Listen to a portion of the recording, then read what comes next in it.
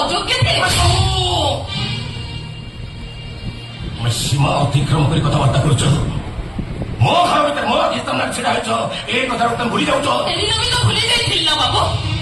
ତେବେ ତ ମିଶ୍ର ମୋ ବଡ ଭାଇ ନୁହଁ, ସେ ହଉଛି ମୋ ବାପା। ସେଦିନ କେବଳ ଆପଣମାନଙ୍କ ବଡ ପଡିଆ, ଆପଣମାନଙ୍କ ମହତ୍ଵ ପଡିଆ ମତେ ପାଗିଳି କରିଦେଇଥିଲା। ଯୋଉଥିପାଇଁ କି ଠାକୁରାଣୀ ମିଛରେ ମୋ ଜିଅନ୍ତା ବଡ ଭାଇରେ ମୁଁ ସୁଖୀ ହେଇଗଲି। ସେଦିନ ଭାବିଥିଲି ଆପଣ ତ ମଣିଷ ନୁହନ୍ତି ବାବୁ, ଆପଣ ହଉଛନ୍ତି ମୋ ପାଇଁ ସାକ୍ଷାତ ଈଶ୍ୱର। କିନ୍ତୁ ଆଜି ଭାବୁଛି ଆପଣ ତ ସତରେ ମଣିଷ ନୁହନ୍ତି, ଆପଣ ହଉଛନ୍ତି ଗୋଟେ ପଥର। ଆପଣ ମୋ ଉପରେ ଏତେ ପ୍ରତିଶୋଧ ନେଲା ପରେ ବି ସେଥିରେ ମୋ ଭାଇ ଉପରେ ଗାଡି ଚଢେଇକି ମାରିଦେବାକୁ ବସିଥିଲେ। ବାରମ୍ବାର ତମ ଭାଇ ଆକ୍ସିଡେଣ୍ଟ ମୁଁ କରିନି, ତମ ଭାଇ 40 ଗାଡିରେ ପିଟି ହେଇଗଲେ। ଠିକ ଅଛି, ଯଦି ମୋ ଭାଇ ଆଜି ଆପଣଙ୍କ ଗାଡିରେ ପିଟି ହେଇଗଲା ତାହେଲେ ଆମେ ତ ଗାଡିରେ ଓହ୍ଲେଇ ତାକୁ ଟିକେ ମେଡିକାଲ ନେଇଯାଇ ପାରିଥାନ୍ତେ। ବୁଝିବାକୁ ଚେଷ୍ଟା କର ବାବୁ, ପରିସ୍ଥିତି ବୁଝିବାକୁ ଚେଷ୍ଟା କର। ସେଠି ଲୋକମାନଙ୍କର ଭିଡ଼ ଥିଲା, ମୁଁ ଗାଡିରୁ ଓହ୍ଲେଇଥିଲା ଲୋକମାନଙ୍କର ଆକ୍ରୋଶ ଶିକାରଟା ମୁଁ ହେଇଥାନ୍ତି। ମୋ ଭାଇଟା ଯଦି ଆପଣଙ୍କ ଭାଇ ହେଇଥାନ୍ତା ଚୁପ୍ ରହିବେ କାହିଁକି? ଉତ୍ତର ଦିଅନ୍ତୁ କୋଟିପତି ବାବୁ।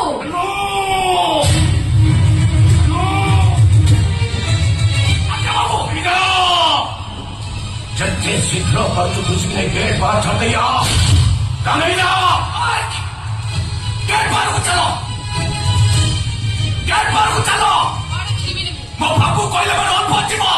ମୁଁ କହିଲି ନା ଏ ଘରୁ ଆଜି ମୋ ପାଦ ବି କୁଆଡେ ଖୋଜିବିନି। ମୁଁ ପଚାରୁଛି କଣ ପାଇଁ ମତେ ଏ ଘରୁ ବାହାରକୁ ଦିଆଯାଉଛି?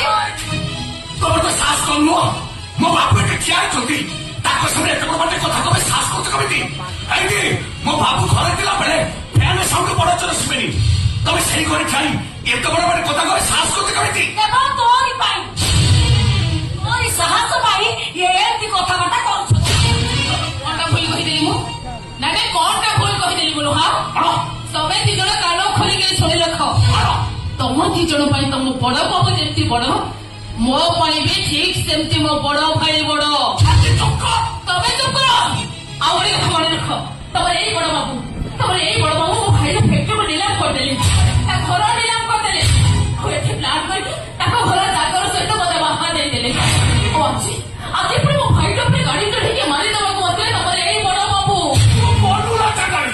ମୋ ସାନ ବାବୁକୁ କେତେ କଥା କହିଗଲୁ? ସେଠି ନୁହେଁ କାମ, ଏ ଟିକା କରୁ ଆମ ବାବୁ ସେ ବେଇବାର ସ୍ୱାର୍ଥ ବୋଲି କହୁଥିଲା। ଖୁସି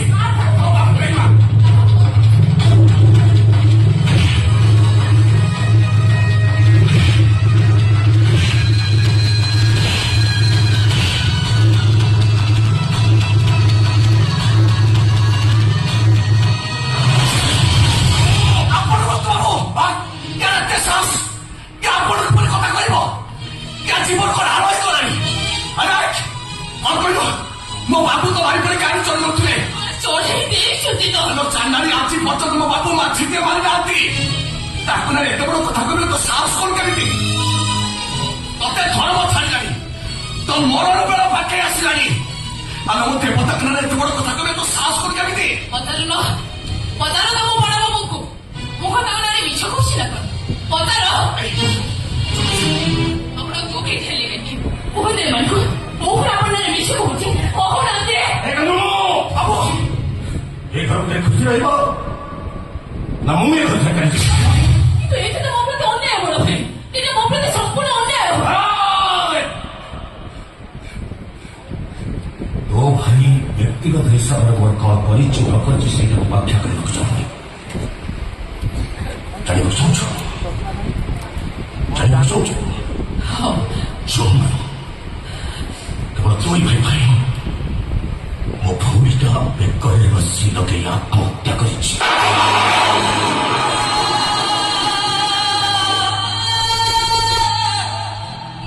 ଏଇସବୁ ଦେଖିଲା ପରେ ବାପା ହାର୍ଟ ଆଟାକରେ ଚାଲିଗଲେ।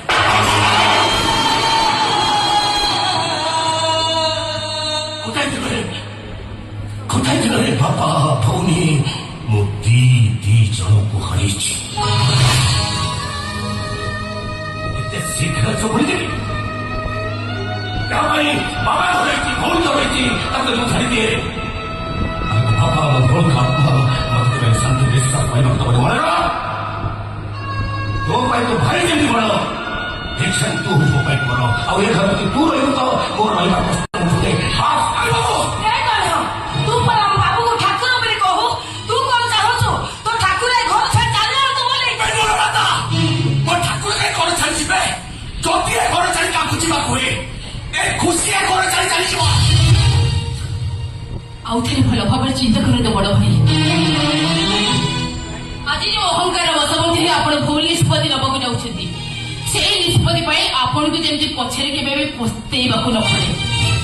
ସମୟ ଆପଣଙ୍କୁ ଆଗୁରୁ ଉଠେଇ ଯେମିତି କେବେ ବି ନ କହେ ଆଶୁତୋଷ ମହାପାତ୍ର ଆପଣ ଜଣେ ଅହଙ୍କାରୀ ମଣିଷ। କଣ କରିବେ? ମୋ ବାବୁ ଅହଙ୍କାରୀ ମଣିଷ। ହଁ